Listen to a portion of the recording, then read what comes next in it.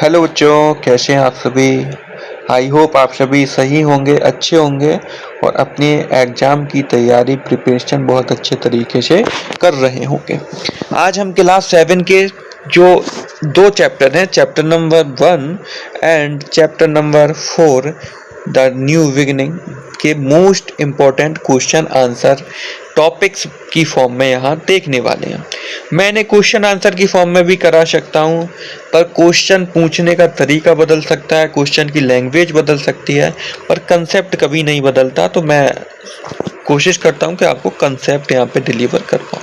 सबसे पहले हम बात करते हैं हिमालय के बारे में। देखो, आपको पता है इस चैप्टर का नाम है ज्योग्राफिकल डाइवर्सिटी ऑफ इंडिया। तो जितनी भी ज्योग्राफी और डाइवर्सिटी है वो आपसे पूछी जा सकती हैं। तो स्टार्टिंग करते हैं हिमालय से। आपको पता है कि है ना, इंडिया के लगभग यहाँ कौन सी रेंज है? हिमालय। ये वाली रेंज कौन सी है? हिमालय। और हिमालय 3 मेजर रेंज में डिवाइड है। कौन कौन से?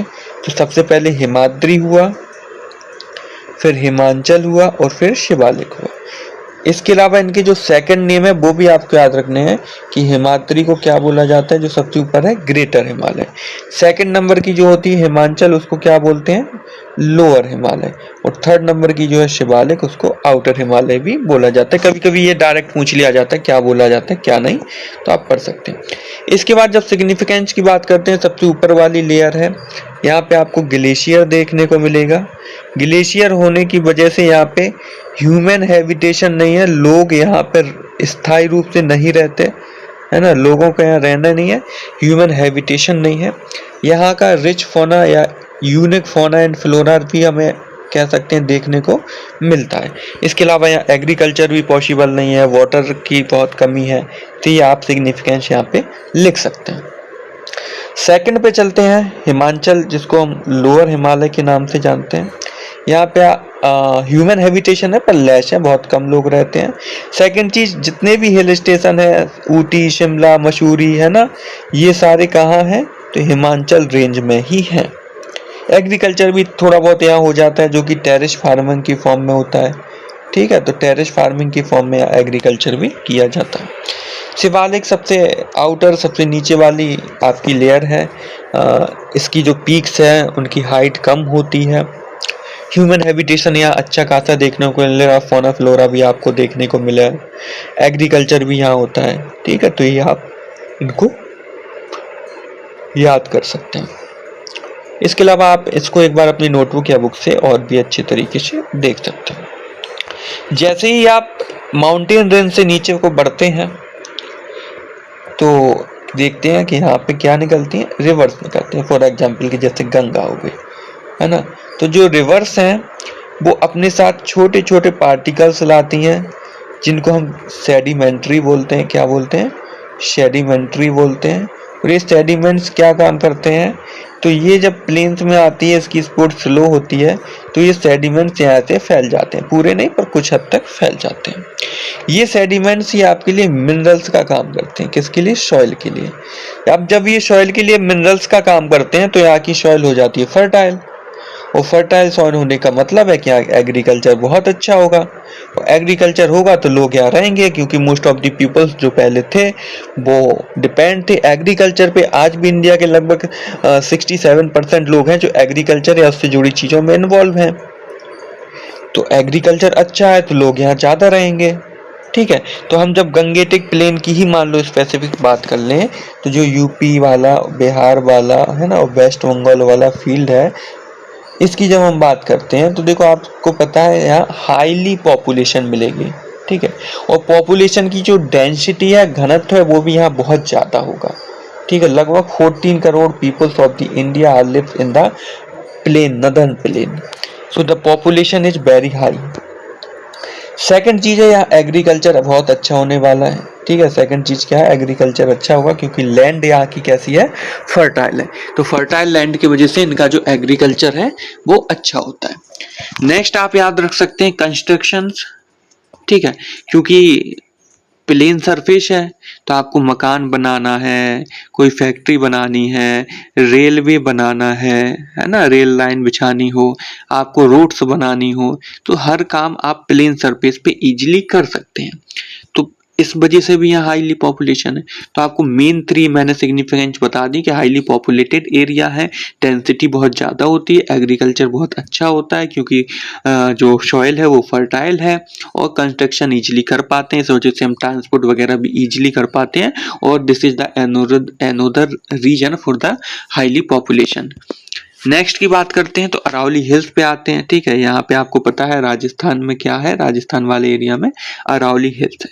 अरावली हिल्स के बारे में पहले आप इसकी लोकेशन याद रखेंगे, राजस्थान, गुजरात, हरियाणा, पंजाब और कुछ पार्ट दिल्ली, इस एरिया में ये अरावली हिल्स फैली हुई है।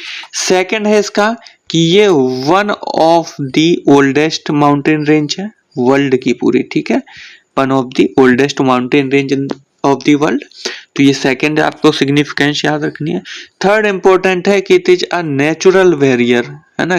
किसके लिए बैरियर का काम करती है, किसको रोकती है, तो जो इसके वेस्ट में जो थार डेजर्ट बना हुआ है, उस थार डेजर्ट की सैंड जब विंड के द्वारा जो ट्रांसपोर्ट होती है दूसरी जगह, तो ईस्ट की तरफ बढ़ती है, तो यहाँ पे इसको क्या मिल जाता है, अरावली। अरावली मिलने की वजह से ये इस तरफ नहीं निकल पाती है, तो ये एक बैरियर का काम यहाँ पे करती है। इसके अलावा इसकी हाईएस्ट पीक माउंट आबू है, इसकी जो आपकी हाइट है वो 1700 मीटर है, ये भी आप याद रख सकते हैं। नेक्स्ट इंपॉर्टेंट चीज है वेस्टर्न घाट। किसी बच्चों को ना पता हो तो अभी याद रख कर लो, ये वाला जो घाट है वेस्ट वाला, इसी को हम क्या बोलते हैं, वेस्टर्न घाट। ठीक है, ये तो कोस्ट लाइन हो गई। Coast line is area where the, आप जानते हो, ओशियन वाटर एंड लैंड आपस में जहां मिल रहे हैं उसको क्या बोलेंगे, कोस्टल एरिया। और जस्ट इसके बगल में जो लगा हुआ एक माउंटेन रेंज वो क्या है, वेस्टर्न घाट। गुजरात से स्टार्ट होता है, गुजरात के बाद आपको पता है महाराष्ट्र आएगा, यहाँ छोटा सा गोवा आएगा, आपको पता है कर्नाटक आएगा और केरल आएगा।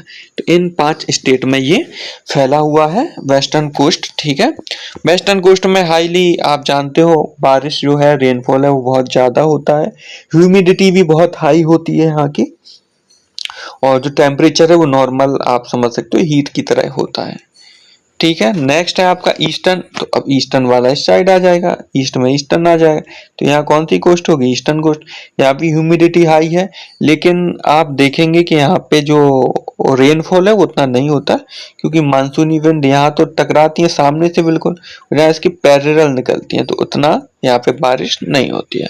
मोस्ट ऑफ दी जो इंडियन रिवर्स हैं वो अपना डेल्टा ईस्टर्न कोस्ट की तरफ ही बनाती हैं, ये भी आप याद रख सकते हो। ठीक है, इसके अलावा जो मैप है, मैप से आप समझ सकते हो, मैप में आपको आ जाते हैं हिमालय, तो ये आपको क्या है, हिमालय दिया गया। ठीक है, हिमालयों की 3 ही रेंज भी यहाँ दिखाई गई है, जिसको आप देख पा रहे होगे, हिमाद्री है, हिमाचल है और शिवालिक है। ओके, नेक्स्ट आपसे अब मान लो पूछ लिया प्लेन्स, हालांकि प्लेन्स या हिमालय पूछने की पॉसिबिलिटी बहुत कम होती है, क्योंकि बहुत ईजी ये टॉपिक्स होते हैं, तो इनसे क्वेश्चन मोस्टली नहीं बनते। फिर भी आप देख सकते हो कि यहाँ पे कौन है, प्लेन्स है, अगर इनकेस आपको आ जाता है। थार डेजर्ट भी आपको पता होगा, राजस्थान वाले एरिया में थार डेजर्ट है, इसी के जस्ट बगल में आप देख पा रहे होगे ये क्या है, अरावली है। क्या है ये, अरावली लिखा हुआ है यहाँ पे, है ना, अरावली है। आगे आप देखेंगे तो जो मोस्ट इम्पोर्टेंट आपके लिए नेक्स्ट हो सकता है वो ये है कि आपसे मार्क करने को पूछा जा सकता है वेस्टर्न घाट, है ना। तो वेस्टर्न घाट एक माउंटेन रेंज है, और इसके जगल में जो है, जो कौन सी है, कोस्ट लाइन है। ये कौन सी है, कोस्ट लाइन है। तो वेस्टर्न कोस्ट लाइन या वेस्टर्न घाट पूछ लिया तो ये आपके दोनों यहाँ तक आपको मार्क करने हैं। इसके अलावा सेम ईस्टर्न है, तो ये जो है वो क्या है, ईस्टर्न कोस्ट है। और ईस्टर्न घाट आपको पता है 3 मेजर पार्ट में डिवाइड है, क्योंकि मोस्ट ऑफ द रिवर्स यहाँ पे अपना डेल्टा बनाती हैं, तो यहाँ बीच बीच में आप देखोगे कि ये आपको कटे हुए मिलेंगे।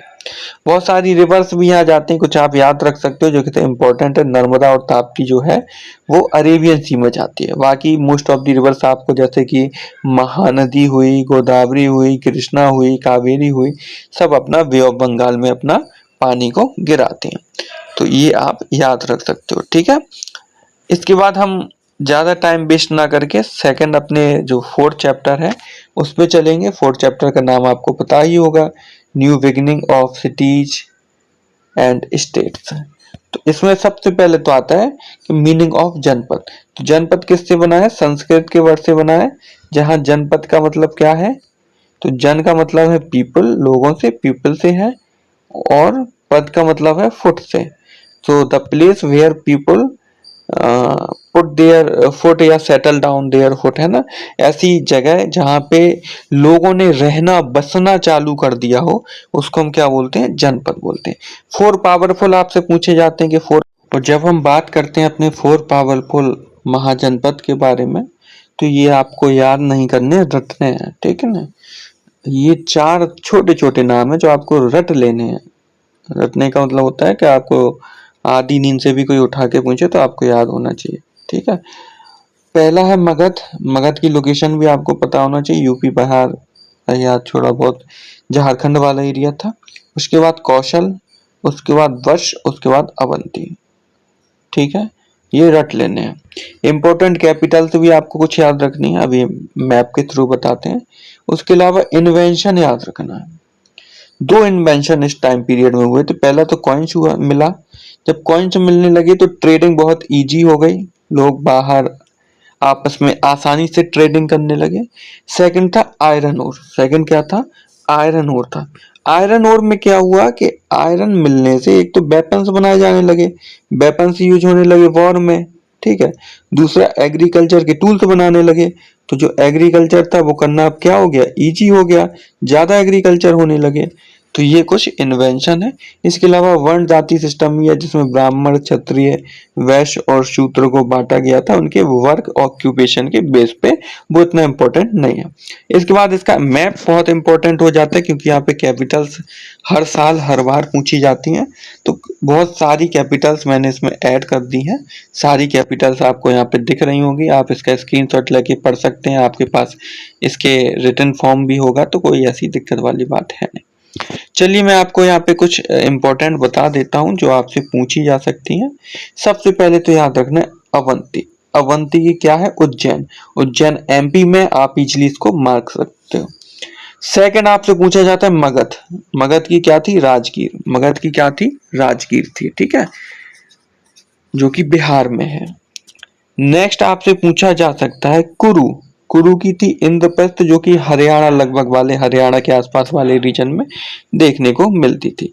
नेक्स्ट पूछा जा सकता है वत्स। वत्स की क्या थी, तो कौशाम्बी। वत्स की क्या थी, कौशाम्बी। आप इसकी लोकेशन देख के जाएं।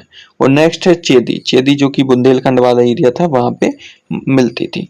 तो 16 की 16 आपको याद हो, बहुत अच्छी बात है। नहीं हो तो कुछ इंपॉर्टेंट जो मैंने बताई है, जैसे कि आपको कुरु की याद होनी चाहिए, आपको अवंती की याद होनी चाहिए, आपको मगध की याद होनी चाहिए, आपकी कौशल की याद होनी चाहिए, है ना, कौशल नहीं, आपको वत्स की याद होनी चाहिए, आपको चेदी की याद होनी चाहिए, और वज्जी की भी होनी चाहिए। वज्जी वैशाली, ठीक है, वज्जी की कहाँ है, वैशाली है। अच्छा, ये मैं बता चुका हूँ। मीनिंग ऑफ जनपद आप याद कर लेना। संस्कृत वर्ड है, जन मतलब लोग, और पद मतलब फुट। फोर पावरफुल आप याद ही कर लोगे। तो ये एक छोटा सा आपका वीडियो था, और इस चैप्टर में आपको 90% जो पेपर है वो इन्हीं टॉपिक्स में से देखने को मिलेगा। इसके अलावा जो आपके रिमेनिंग दो चैप्टर अभी रह जाते हैं, चैप्टर नंबर 9 और चैप्टर नंबर 2, ये आपको नेक्स्ट वीडियो में देखेंगे कल। ठीक है, थैंक यू सो मच।